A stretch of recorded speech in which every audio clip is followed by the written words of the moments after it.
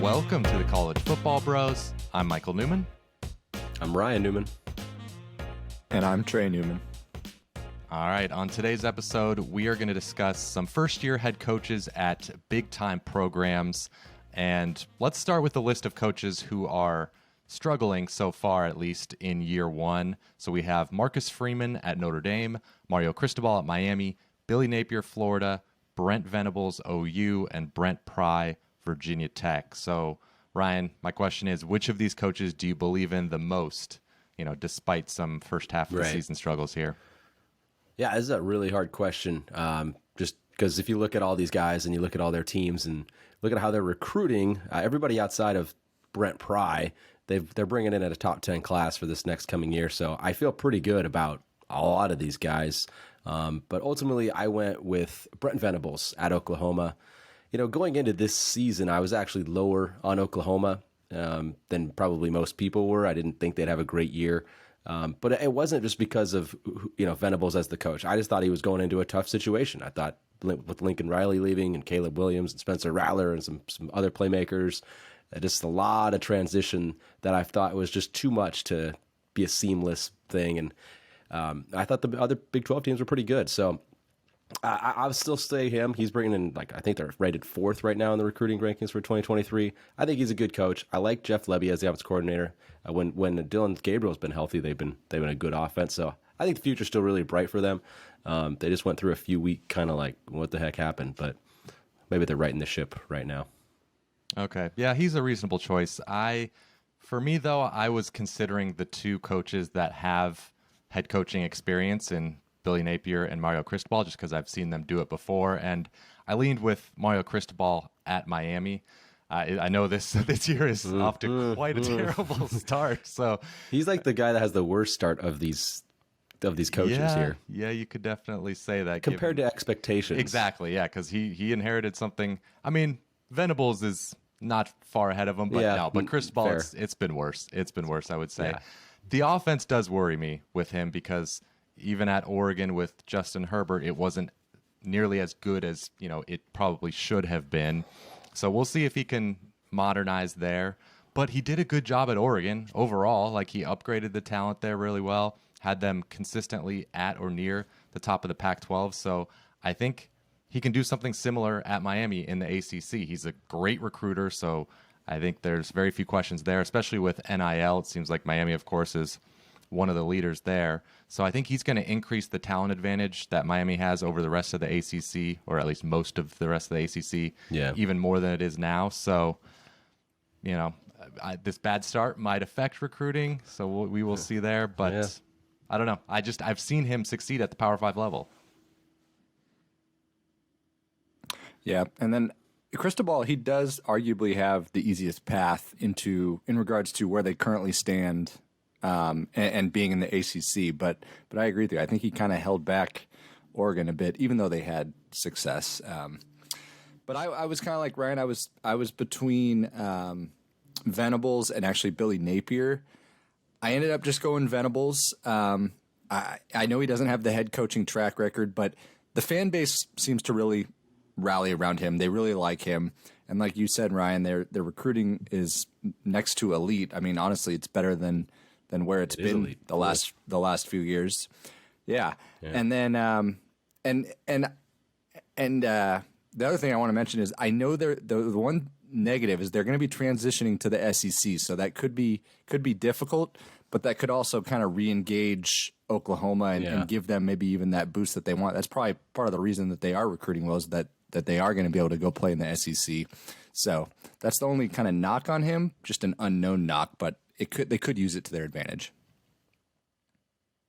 All right. We didn't this wasn't in the outline, but is there a coach that you least believe in among this list moving forward?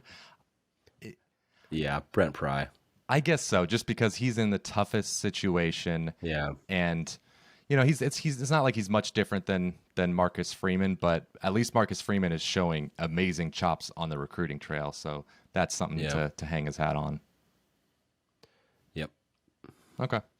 All right, well, let's move to the coaches a little rosier, the coaches that have so far had good seasons. We've got Lincoln Riley, USC, Sonny Dykes, TCU, Brian Kelly, LSU, Dan Lanning, Oregon, and Kalen DeBoer, Washington. Of course, a couple of those guys, seasons could still turn the other way, but for the most part, doing pretty well.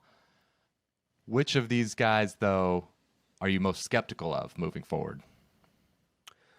Another hard question, man, because, I like all the coaches here. I think they're doing great jobs. I think they're going to continue to do pretty good, darn good jobs. So, but if you're making me pick one, I'm going to go with Brian. Someone's going to fail in this. Yeah, I know. Multiple. Exactly. It's true.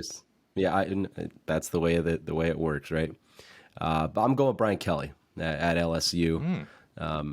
It's just, I went with the guy who is currently in the SEC West and will always have to play some really, really difficult teams. Just such a dog-eat-dog, area where just who can just keep spending the most money. And it's such a hard competitive, conference to be in.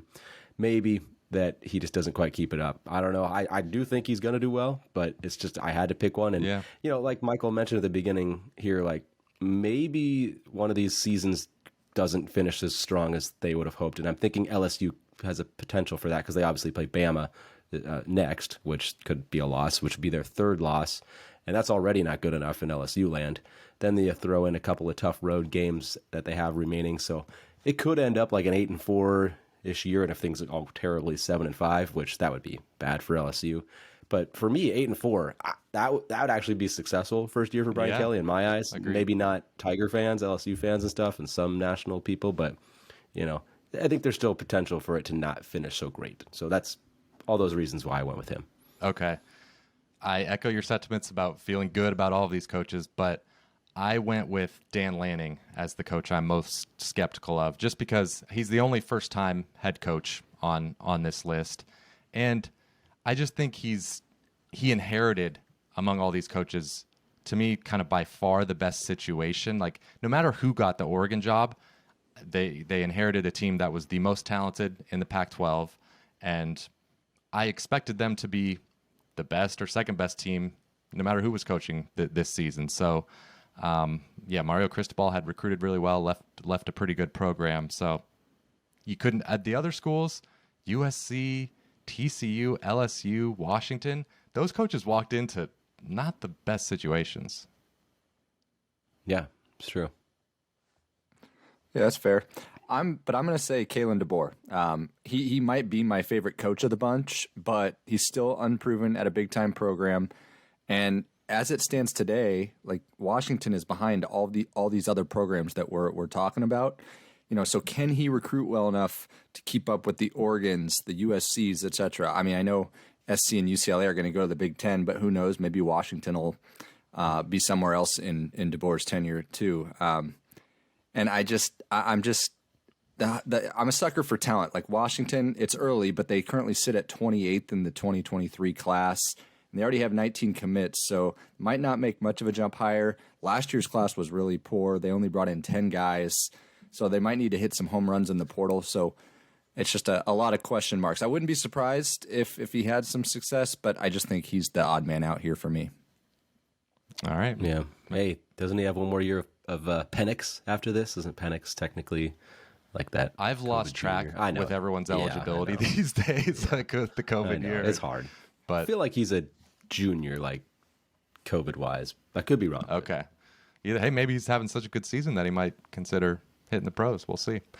Anyway, let us know in the comments your thoughts on both of these lists of coaches who you are, skeptical of as far as the ones that are doing well and the ones that are doing poorly. Who do you still believe in? Would love to see your thoughts in the comments, especially if you're a fan of one of these teams. He's listed as a junior. All right. There you go. He's back next year. He's back. Yeah, man. Subscribe if you like college football. Give the video a thumbs up, and we'll see you next time. You've been watching the College Football Bros. Be sure to subscribe here on YouTube and in your podcast app for college football content all year round. For bonus episodes and access to our Discord chat, join our Patreon at patreon.com/collegefootballbros. Thanks for watching.